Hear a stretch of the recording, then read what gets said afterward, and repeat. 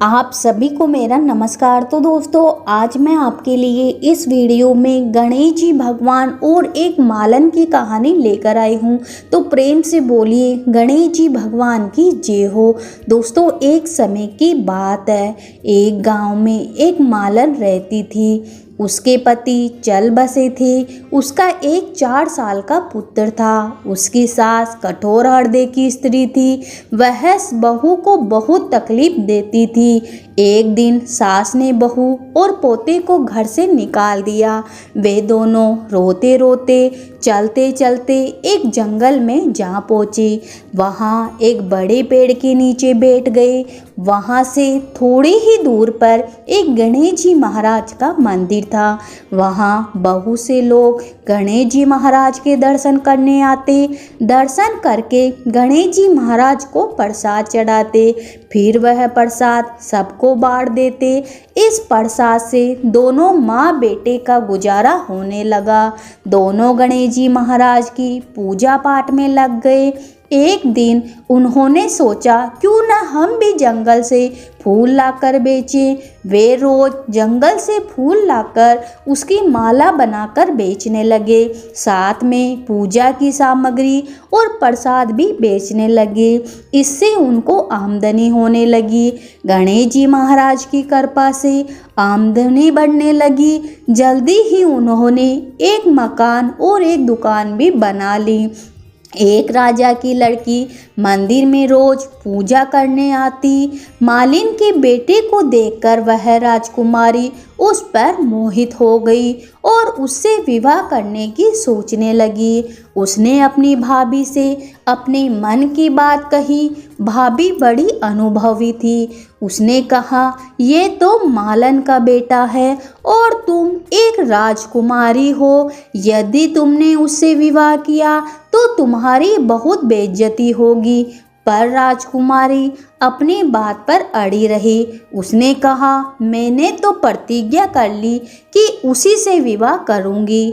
भाभी ने घर जाकर सारी बात राजा को बता दी। राजा ने मना नहीं किया और विवाह की तैयारियां होने लगी।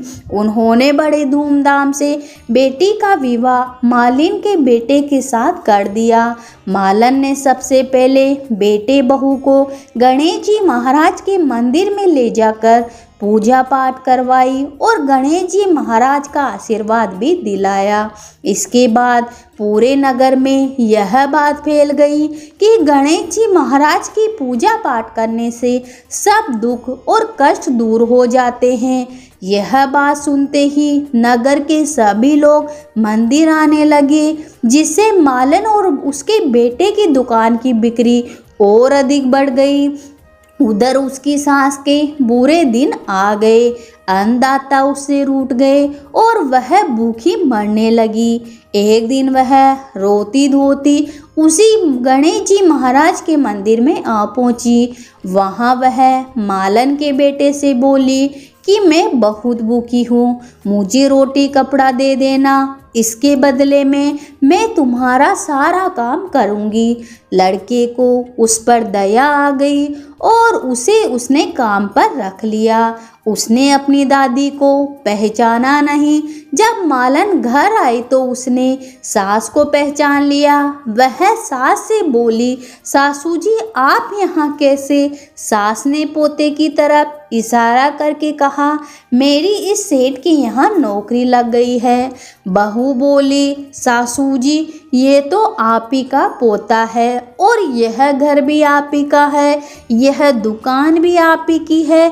जब आपने हमें घर से निकाला तब गणेश जी महाराज ने हमारी रक्षा की।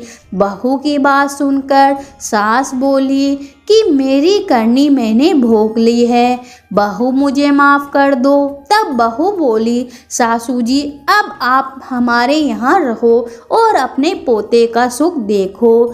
हे गणेश जी महाराज, जैसा सुख आपने मालन को दिया वैसा सबको देना। कहानी सुनने वाले, हुकारा भरने वाले सभी की मनोकामना पूरी करना, सभी पे अपना आशीर्वाद बनाए रखना। तो प्रेम से बोलिए गणेश जी भगवान की जय हो।